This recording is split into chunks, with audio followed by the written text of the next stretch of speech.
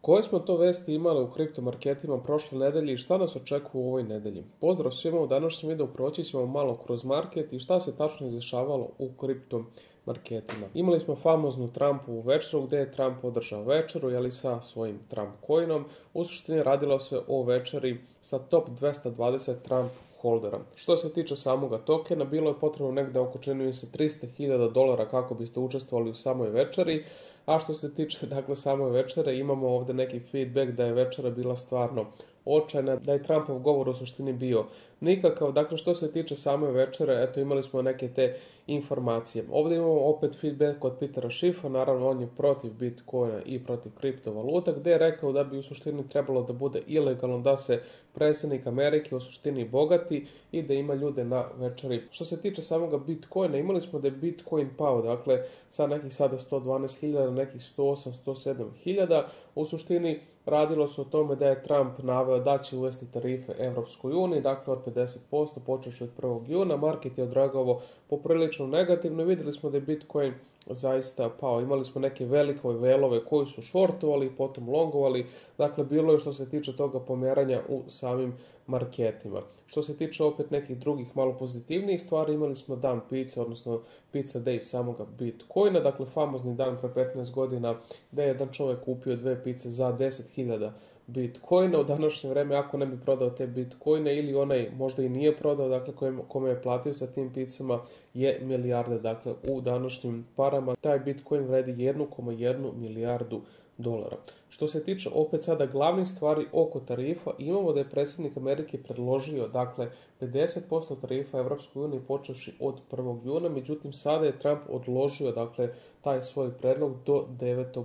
jula. Ukoliko bi se ovaj predlog usvojio, 50% tarifa zaista bi bio veliki problem i za evropsku ekonomiju, naravno i za Ameriku samim time. Što se tiče ove vesti koju smo dobili juče, vidimo da je Bitcoin sa ovim odreagovao poprilično pozitivno, vratili smo se na nekih $110.000. A što se tiče samog rasta cene Bitcoina, imamo neke nagođaje da bi Bitcoin još mogao da ide gore. Oni ovdje govore o samom bond marketu, međutim ono što ja mislim što se tiče same rasta cene Bitcoina je da upravo ovakve vesti mogu dovesti do rasta Bitcoina. Dakle, saglašavanje sa samim tarifama, dakle s Europskom unijom, sa Kinom, sa svim velikim zemljama, s obzirom da su tarife zaista napravile velike probleme u kriptomarketima u prethodnih mjesecima. Sve ove pozitivne vesti pozitivno utiču i na sam Bitcoin. Što se tiče samih listovanja, na Binance dolazi nam danas sam Huma projekat. Dakle, ovaj projekat će doći na Binance 26.5. to je danas u 13 časova po UTC-u. Možete ispratiti samo listovanje projekta i možete ovdje pogledati na njihovom web sajtu više informacija.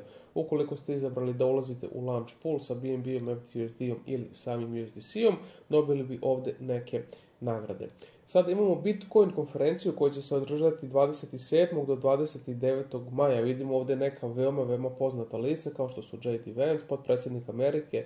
Imamo braću Trump, koji su poznato pro Bitcoin. Imamo Michael Saylora. Ovaj event će se održati u Las Vegasu i ostaje da vidimo šta će oni to tamo tačno govoriti i kako će to sve odreagovati na kripto market. Što se tiče FTX-a, berze koja je bila hakovana i koja je izazvala velike probleme, imamo sada da počinje druga runda plaćanja samim kreditorima, samim ljudima koji su bili i koji su izgubili par u FTX berzi. Sada imamo da 30. maja počinje isplaćivanje $5 milijardi samim kreditorima ove berze. Ovo su svakako veoma pozitivne vesti. Vidjet ćemo kako će ovo sve tačno ići, odnosno koliko će trebati da se sve ovo isplati. Ukoliko se sjećate Mt. Gox berze, imali smo i tu probleme, međutim prošle godine je počelo, sada je već vjerojatno završeno isplaćivanje na toj berzi koja je također bila hakovana. Što se tiče Nvidia, 29. maja očekujemo report, odnosno da vidimo koliko je to tačno Nvidia zaradila.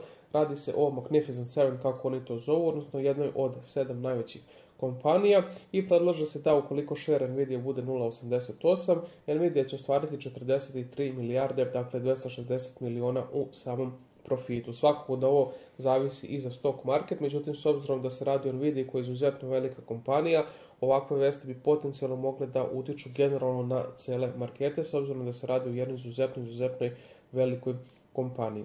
Opet što se tiče samoga Bitcoina, imali smo i novi all time high. Nije neki bio all time high koji je bio izuzetno propraćen vestima, dakle desio se nekako poprilično spontano, bez nekih velikih vesti, nagađaje i tako dalje. Došli smo do nekih $112.000, dakle novi all time high Bitcoina je došao. Što se tiče opet potencijalne alt sezone koju svi čekuju, ne možemo u ovom momentu znati da li je ovim potvrđena alt sezona. Vidimo da igra oko samih tarifa i dalje traje i da zaista to jako puno utiče na same markete. Ovo su generalno neke vesti koje su nas okupirale prethodne nedelje i vidimo šta ćemo moći očekivati i ove nedelje. Napišite nam dole u komentaru šta tačno čekate, vidjet ćemo šta će biti zanimljivo na samoj konferenciji u Las Vegasu, šta će se tačno reći. Opet, kao što kažem, imamo neka velika lica ovdje što se tiče same konferencije o Bitcoinu. Napišite dole u komentaru vaše mišljenje o prethodnim vestima, o Bitcoin all time high i šta vi tačno očekujete da se dešava u kriptomarketima ove nedelje.